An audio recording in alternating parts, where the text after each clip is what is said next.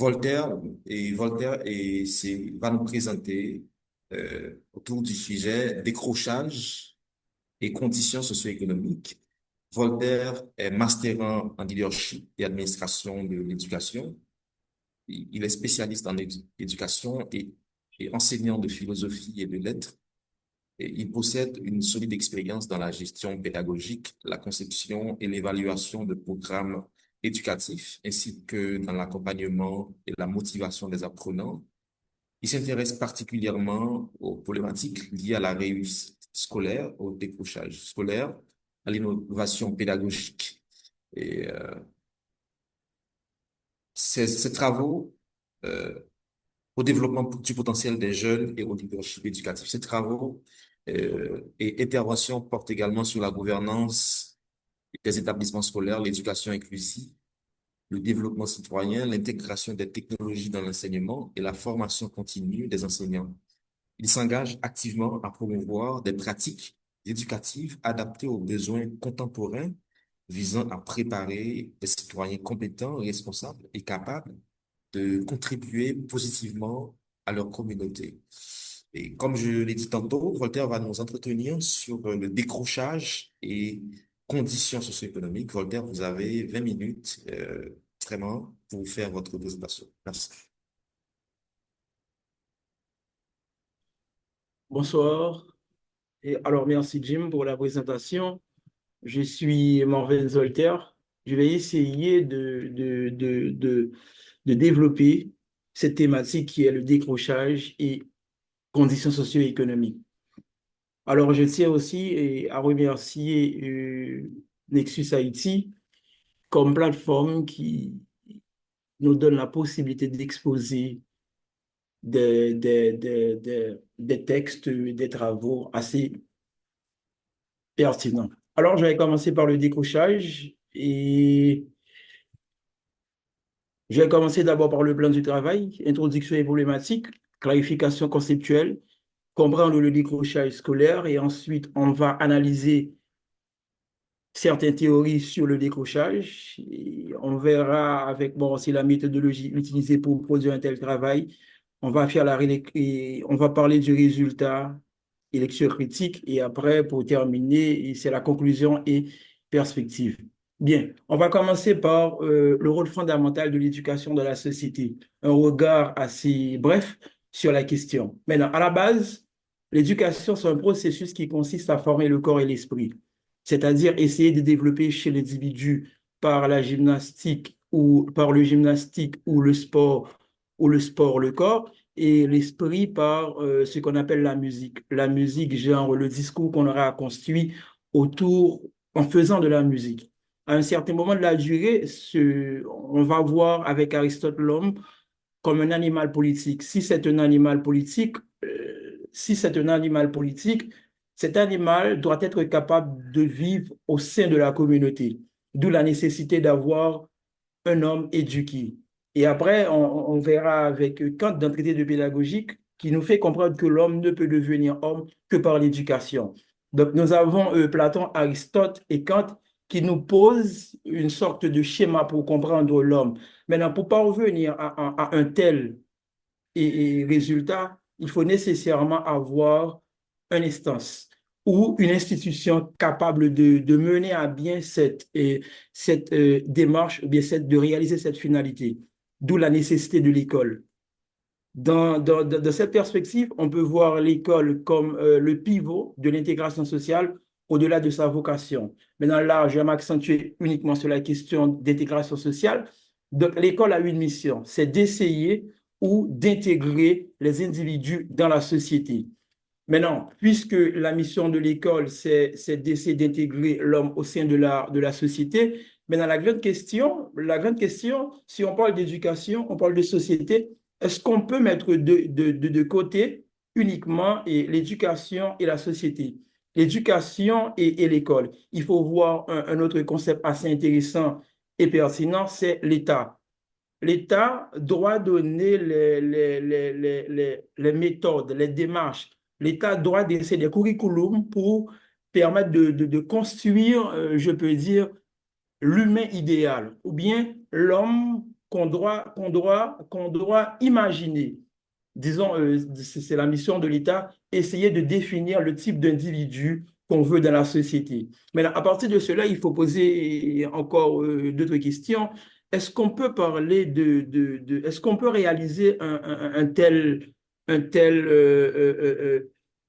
mission? Est-ce qu'on peut réellement faire d'un homme, d'un homme,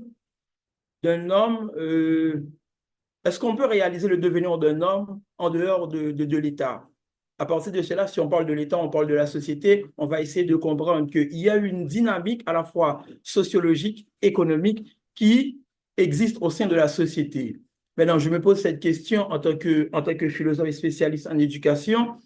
Est-ce que l'État ou la dynamique sociale n'impacte pas la finalité de l'homme, la finalité de l'école? Ainsi, je peux dire que toute société en devenir se construit autour d'un idéal humain, que l'éducation a pour mission de façonner. De Platon à Kant, l'éducation apparaît comme un processus de formation intégrale de l'homme. Maintenant, on peut se demander, dès lors, le décrochage scolaire ne saurait être appréhendé indépendamment des conditions matérielles et sociales dans lesquelles évoluent les apprenants. Maintenant, je parle des écoliers, je parle des apprenants, et la question du décrochage ne se résume pas uniquement à l'école classique, c'est aussi à l'université, parce que bon nombre d'individus décrochent soit à l'école ou à l'université. Donc, la question est centrale, ou disons le nœud gordien de mon travail, c'est le décrochage scolaire. Est-ce qu'il n'y a pas un rapport entre le décrochage et les conditions socio-économiques des apprenants? Maintenant, l'objectif de ce travail, c'est de mettre en évidence la stabilité des inégalités face au décrochage et les différentes trajectoires entre élèves issus de milieux populaires et élèves issus de milieux favorisés. Donc là, on verra l'impact des conditions socio-économiques de certains apprenants et comparativement à d'autres. Maintenant, on enchaîne. Maintenant, je vais essayer de situer les deux concepts parce que quand on est dans situation économique et on n'est pas dans les conditions socio-économiques. Maintenant, on dit que conditions socio-économiques, c'est la situation genre globale, le système social et économique qui, en fait, qui peut nous donner une idée sur l'état de la société. Je dis, elle est mesurée par des indicateurs tels que la croissance du PIB, le taux d'inflation, l'emploi, la répartition des revenus. Donc, ça nous aide à comprendre que si on veut avoir une idée globale d'un pays ou d'une société, il faut se référer à ce qu'on appelle sa situation économique. Maintenant, il y a le point qui nous intéresse, c'est les conditions socio-économiques. On dit des conditions socio-économiques, elles désignent l'ensemble des économies socio et culturelles qui déterminent la position d'un individu ou d'un groupe dans la société. Maintenant, le devenir d'un homme ou disons d'un apprenant, généralement est conditionné par ses conditions sociales. Ce que possèdent ses parents, son origine sociale, tout ça a un impact sur, entre guillemets, le devenir de cet individu. Voilà. Maintenant, on dit elle englobe les éléments tels que le revenu, l'emploi, le niveau d'éducation, l'accès aux services sociaux de base, le logement, la santé et la protection sociale. Maintenant, on vient d'établir une différence, une distinction, où je peux dire de situer ce qui est situation et conditions socio-économiques. On va essayer maintenant, dans le cadre de ce travail, de situer de quoi on parle quand on parle de décrochage scolaire.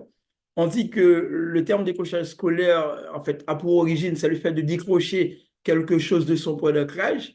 Mais dans le cadre de ce travail, on va essayer de voir le décrochage scolaire comme la situation d'un apprenant qui quitte l'école sans l'obtention d'un diplôme. Ce sont des jeunes qui laissent l'école sans jamais, en fait, pas sans jamais, parce que je vais établir encore une distinction entre décrochage et abandon scolaire. Maintenant, le décrochage scolaire, c'est que l'élève ou l'apprenant n'a pas eu la chance d'avoir son diplôme à cause bon, je peux l'insinuer, à cause de sa situation économique. Maintenant, je peux dire aussi, il y a le regard des pays en Amérique du Nord, en Europe, en Afrique et aussi en Amérique latine. Ce concept a une autre signification dépendamment de la région, Mais étant donné qu'on est dans l'Amérique, je vois qu'on va s'accentuer sur des individus qui quittent l'école avant l'obtention d'un diplôme. Maintenant, il y a l'abandon scolaire avant même d'entrer dans une analyse et avec le cadre théorique du travail. Il y a l'abandon scolaire. Quand la personne abandonne l'école, c'est fini. L'apprenant ne va plus revenir à l'école. Donc, dans le décrochage, il y a une possibilité de raccrocher. Il a décroché, il peut raccrocher, mais dans l'abandon, c'est pas ça. Ce qu'on essaie de comprendre, on essaie de comprendre l'impact des conditions socio-économiques sur l'apprenant. Maintenant, on va essayer d'analyser avec... on va entrer dans le sillage de Pierre Bourdieu, de la question de capital culturel et inégalité scolaire. Pierre Bourdieu nous dit, en fait, la famille joue un rôle déterminant dans la réussite scolaire. Les élèves issus des milieux favorisés disposent de capital culturel conforme aux attentes de l'école, tandis que ceux issus des milieux populaires se trouvent en situation de désavantage structurel. C'est-à-dire que qu'on prend des jeunes qui viennent d'une famille aisée, qui ont déjà une culture de base, c'est facile pour eux d'intégrer l'école, de comprendre le discours des profs, d'avoir tous les matériels didactiques et pédagogiques pour réaliser la finalité de l'école. Il y a aussi l'autre point, et mis à part le capital culturel, il y a l'habitus, c'est-à-dire l'ensemble des dispositions incorporées par l'individu qui peut également entrer en décalage avec les normes scolaires. Tu t'imagines un apprenant qui vient d'un milieu défavorisé et à l'école, on lui dit voilà comment il doit se tenir. Mais c'est pour la première fois de sa vie que l'enfant va se trouver dans de telles situations. Là, on est dans la question de l'habitus avec Pierre Bourdieu.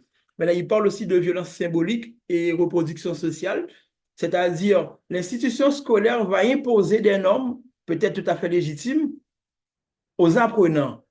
Maintenant, il va mettre de côté sa façon de voir la vie, de comprendre de certaines choses. En fait, il va occulter, genre, sa culture pour lui imposer certaines valeurs. Là, on est dans ce qu'on appelle la violence symbolique. Maintenant, si l'élève, l'apprenant n'est pas capable de respecter ces trois points-là, en fait, il va à un certain moment de la durée décrocher ou même abandonner l'école.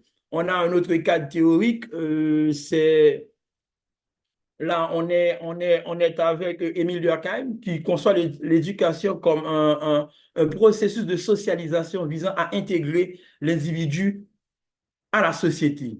Maintenant, quand l'État ne peut pas assurer une telle mission, en fait, on peut dire que là, on est dans l'échec scolaire et que l'État favorise aussi l'inégalité.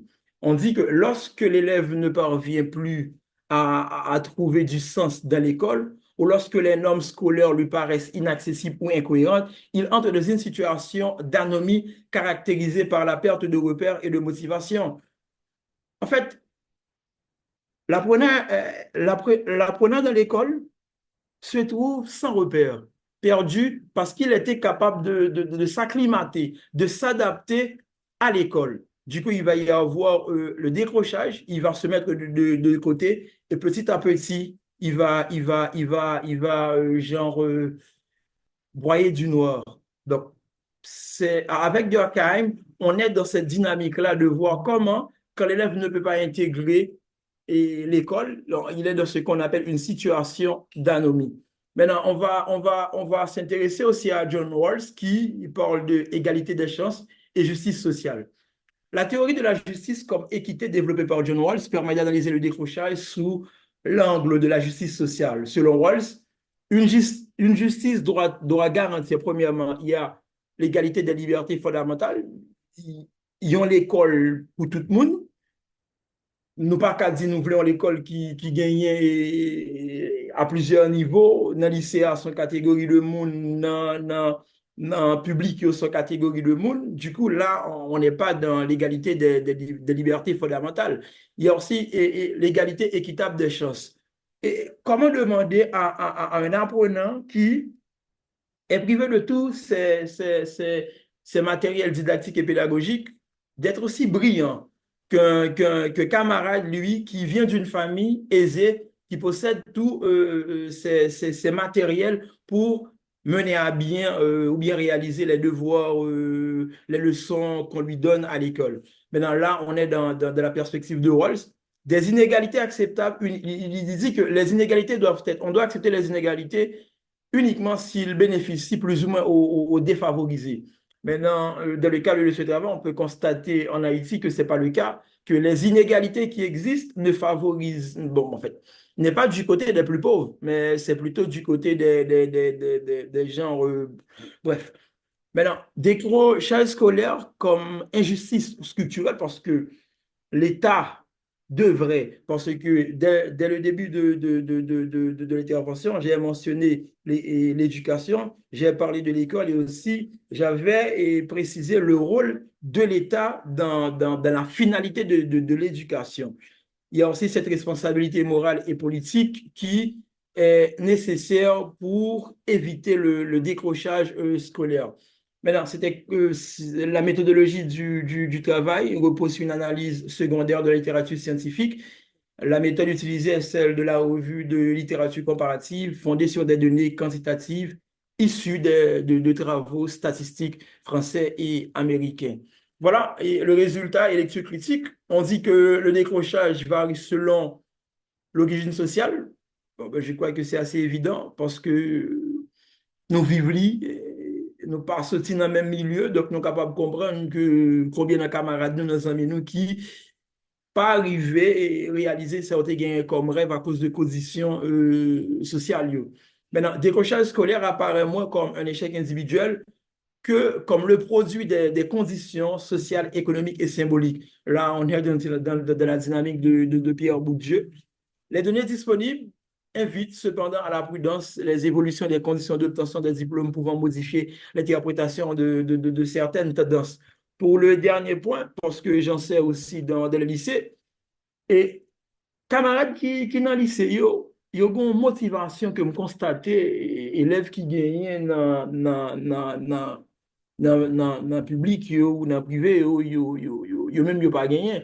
Ça fait que je me pose cette question des fois, est-ce que n'est pas intéressant pour nous ta nuancer ou bien tout, est-ce que nous sommes capables de prendre tout, un petit point et apprenant qui, bien que dans des situations difficiles, qui vivent été excellent, et comme point d'ancrage pour nous dire que conditions socio-économiques, il n'y a pas une moyen qui fait nous quitter l'école. Maintenant, le décrochage scolaire demeure un phénomène fortement différencié selon les milieux sociaux. Le système éducatif, malgré des transformations importantes, peine à assurer une véritable égalité des chances, notamment pour les élèves issus des milieux populaires.